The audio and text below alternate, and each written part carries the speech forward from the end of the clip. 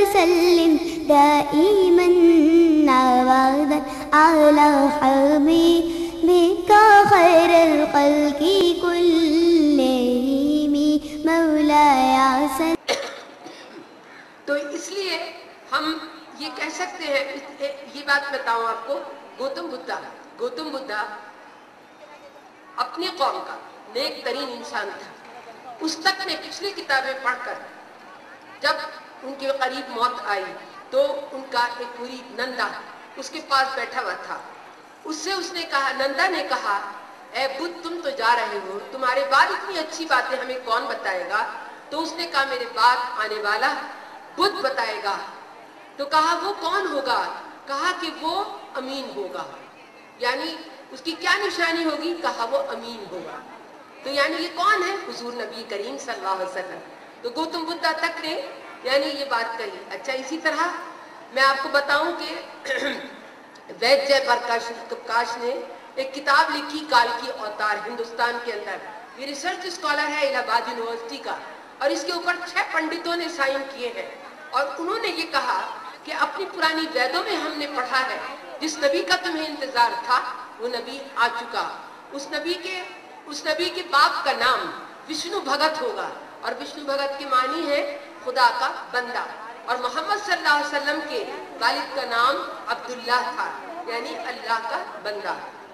اور انہوں نے کہا وہ نبی کی غذا کیا ہوگی؟ اس نبی کی غذا ہوگی زیتون، کھجور، یہ ان کی غذا ہوگی. تو یہ غذا تو محمد صلی اللہ علیہ وسلم کی ہے. اور اس نے یہ لکھا کہ وہ تیر اندازی اور شاہ سواری میں بہترین ہوگا اور تیروں سے بہترین لڑائی کرے گا. تو یہ لڑائی صرف محمد صلی اللہ علیہ وسلم نے اپنے دور میں کی. آج کے اس دور میں ایسی لڑائیاں نہیں ہوگی. تو اس طرح سے اس نے یہ پروف کیا ہے کہ وید پرکاش نے کال کی اوتار، اس کتاب کا نام ہے جو ہندوستان سے چھپی ہے. تو اس نے یہ کہا کہ اے ہندو تم مسلمان ہو جاؤ، اس لیے کہ وہ محمد صلی اللہ علیہ وسلم تشریف لا چکے.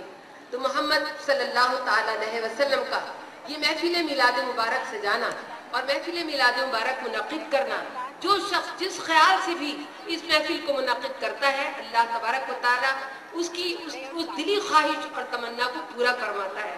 اور حضرت شیخ محدث دہلوی رحمۃ اللہ علیہ فرماتے ہیں کہ سال بھر اس گھر پر اللہ تبارک و تعالیٰ کی رحمتیں اور برکتیں نازل ہوتی ہیں جہاں پر کہ حضور نبی کریم صلی اللہ علیہ وسلم کا میلاد پڑھا جاتا ہے. اور اس میلاد میں ہم کیا پڑھتے ہیں؟ نعت رسول مقبول صلی اللہ علیہ وسلم پڑھتے ہیں. نعت رسول مقبول صلی اللہ علیہ وسلم کو بھی لوگ آج صرف کہنے لگے. میں آپ کو اس کا جواب دینا چاہتی ہوں کہ میرے نبی صلی اللہ تعالیٰ علیہ وسلم خود حضرت حسان بن ثابت رضی اللہ تعالیٰ عنہ کو منبر پر بٹھا کر ان سے نعت رسول صلی اللہ علیہ وسلم سنا کرتے تھے، قصائد سنا کرتے تھے، اور ان کے لیے دعا کرتے تھے اللہم ایدو فی روح القدس، اللہ تعالیٰ روح القدس کے ذریعے سے ان کی مدد فرما. تو میری عزیز بہنوں، مقبول جو لوگ بھی پڑھتے ہیں اللہ تبارک و تعالیٰ یقیناً ان کی مدد فرماتا ہے ہر منزل پر، اور ہر طرح ان کی یعنی مدد کی جاتی ہے.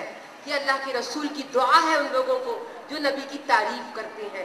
پھر لوگ کہتے ہیں ہم اس میں کیوں بگڑی بنا دو، ہمیں یہ دے دو، یہ کہہ کے ہم ایک شرک کرتے ہیں نعتوں میں.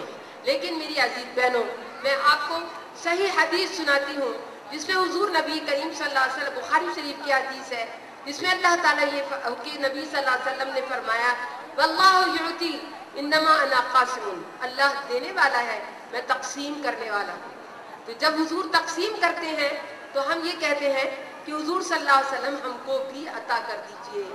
جس طرح آج ہم اگر کوئی کام ہو تو ہم کہیں پرائم منسٹر سے کہ بھائی ہمیں آپ ہمارا یہ کام کروا دیں، اگر ایجوکیشن کا ہے تو ایجوکیشن منسٹر سے کہیں گے یہ کام کروا دیں.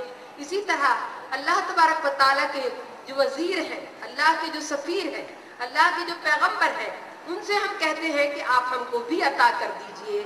لہذا نعت رسول مقبول صلی اللہ علیہ وسلم پڑھنا، سننا، کہنا، اس میں سے کوئی چیز شرک نہیں ہے.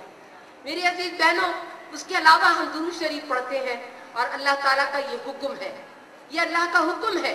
اللہ نے خود فرمایا ان اللہ و ملائکتہ یصلون علی النبی یا ایھا الذین آمنوا صلوا علیہ وسلموا تسلیما، کہ بے شک اللہ تعالیٰ اور اس کے ملائک درود بھیجتے ہیں حضور نبی کریم صلی اللہ علیہ وسلم پر. تو اے مومنو، تم بھی ان پر درود और सलाम भेजा करो। और अल्लाह ने आगे ये भी इरशाद फरमा दिया, वल्लज़ीना युज़ूना अल्लाह व रसूलहु लअनहुमुल्लाहु फिद दुनिया वल आखिरह व अद्दा लहुम अज़ाबन मुहीना, कि जिन लोगों ने सताया हुजूर नबी करीम सल्लल्लाहु अलैहि वसल्लम को या अल्लाह ताला को, जिन्होंने सताया तो उनके लिए अल्लाह ताला लानत भेजता है उन पर, और अल्लाह और उसका रसूल और अजाब तैयार किया हुआ है उन लोगों के लिए अल्लाह ताला ने आखिरत में। तो मालूम हुआ कि दुरूद सलाम पढ़ो, अगर नहीं पढ़ोगे तो जाहिर है कि गोया तुमने अल्लाह और उसके रसूल को सताया, और अगर सताया तो इसके माने ये हुए कि लानहुमुल्लाहु फिद दुनिया वल आखिरह, दुनिया न आखिरत में लानत होती है अल्लाह की, और इस तरह से मतलब ये कि अल्लाह ताला ने उनके लिए अजाब भी तैयार किया हुआ। इसलिए अब सलाम की बारी आती है तो हम आप देखिए कि हर चीज़ की जिसकी ताज़ीम हम करते हैं उसको हम खड़े होकर ताज़ीम का मतलब इजहार करते हैं। मिसाल के तौर पर आब जमजम है, हमारे लिए हुक्म है कि हम खड़े होकर आब जमजम पिया करें। मुसलमान की कब्र है, हमारे लिए हुक्म है कि खड़े होकर उस पर फातिहा पढ़ी जाती है, क्योंकि मुसलमान की कब्र का मतलब रखी गई है जिस्म को, तो वहाँ भी जाकर खड़े होकर चढ़ाते हैं। हर मुल्क के अंदर जो भी जाते हैं वहाँ के जो बड़े आदमी मर चुके हैं तो उनकी जगह के ऊपर, मरने की जगह पे फूल ले जाकर पेश करते हैं हर दूसरे मुल्क वाले भी। तो मालूम हुआ कि जिस चीज़ की ताज़ीम की जाती है, कौमी तराने की हम ताज़ीम करते हैं, तो सारा मुल्क खड़ा हो जाता है। जिस वक्त 14 अगस्त को कौमी तराना बजाया जाता है तो हम कहते हैं वो कौमी तराना है, और ये जो हमारा यानी क्या नाम है, सलातो सलाम है, ये हमारा मजहबी तराना है, ये हमारा मजहबी तराना है। जैसे कौमी तराने की इज्जत करते हो ऐसे मजहबी तराने की भी इज्जत किया करो। इसी तरीके से हम देखते हैं कि असेंबली के अंदर जब मैं मेंबर थी तो हमने देखा कि स्पीकर कौमी असेंबली खड़े हुए हमसे ओथ ले रहे हैं, ठीक है, तो हमें भी खड़ा होना पड़ा, हम भी खड़े थे और वो भी खड़े थे। अच्छा, अब ओथ किस बात की ली जा रही है कि हम अपने मुल्क से वफादार रहेंगे, तो हमने ओथ लेने के लिए वफादारी का अहद किया, इसलिए हम खड़े हुए। तो इसलिए हम ये कहते हैं सलातो सलाम में जब हम खड़े होते हैं तो हम अल्लाह से अहद करते हैं हम तेरे नबी के वफादार गुलाम हैं, है ये नहीं, हम तेरे नबी के वफादार गुलामों में से हैं, इसलिए हम उन पर सलातो सलाम पेश कर रहे हैं। तो मेरी अजीज बहनों, ये मुबारक महफिल आप सबको मुबारक हो। अभी सलातो सलाम हम पढ़ते हैं।